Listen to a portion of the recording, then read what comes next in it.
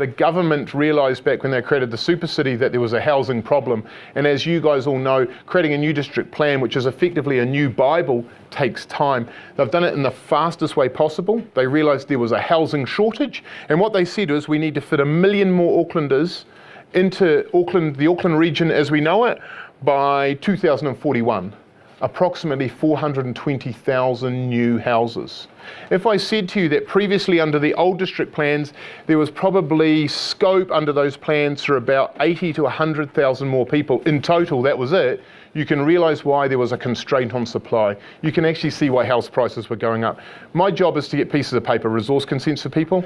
At times we've had to make council officers cry to get approvals achieved, but a lot of stress and cost to our clients. Overnight, the rules changed, and we'll come to that. There is in some zones now, no density controls. Before, you couldn't even get another house. Now they're saying, oh, we'd like 8 or 10. So the planners' attitudes has changed with the new rules overnight. That 420,000 homes, 64% will be in urban areas. So think about the urban areas you know, whether it's Onehunga or Papatoe or Waterview or Orewa.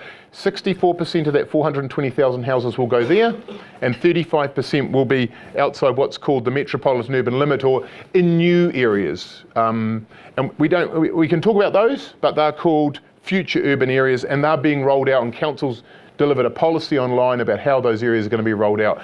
Whenuapai is the current one. So if you Googled Whenuapai and Unitary Plan, you'll see there's a Whenuapai structure plan.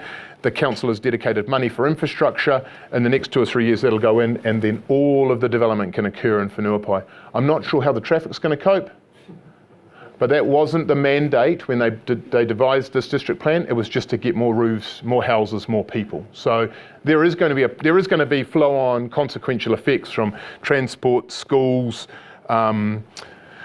cricket and soccer grounds, facilities, the whole lot. But let's pretend that that's not our problem, because there's no easy way to deal with that. I think you guys all know this. Average Auckland house price is over $1 million. Where is their value for money? Council has, and I think CRL is part of that. If you don't thank Len Brown for much else, in the end he did something which is really important. And by getting a train loop, that means we can go round and round. We can probably triple or quadruple the number of trains we can have going.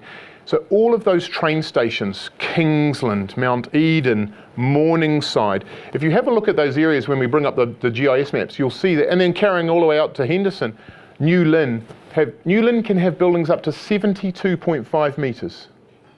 It's called a metropolitan centre zoning. So what they've done is they've said, well, let's create transport centres and let's build the houses around there. So if your clients are looking for opportunities, look around the railway stations. I know it's a very simple fact to take away, but it's very simply like the mixed housing suburban is 2-level townhouses. They're just bullet points for you guys to take away.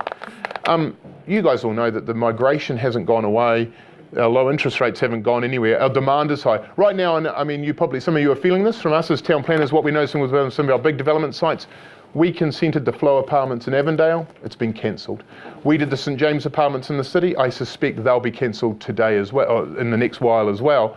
But it doesn't mean that a whole lot of other projects aren't going ahead. And it also doesn't mean that what we've done is suddenly in suburbia, we've got a whole lot more development opportunities. So construction costs are high at the moment, and banks aren't giving out any funding, but it's not going to last forever. And the demand for housing is still there.